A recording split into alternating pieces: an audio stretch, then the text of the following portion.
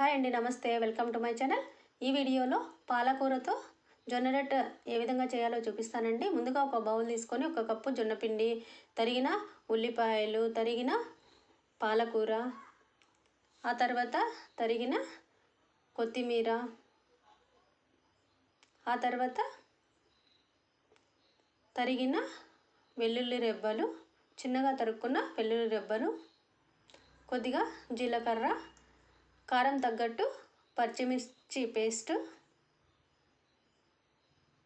ఆ తర్వాత రుచికి సరిపడా సాల్ట్ వేసేసుకొని బాగా కలుపుకొని, తర్వాత స్టవ్ పైన వేడి నీళ్ళు పెట్టేసుకొని ఆ వేడి నీళ్ళతో దీనిని ఒక ముద్దలాగా తయారు చేసుకుంటాము.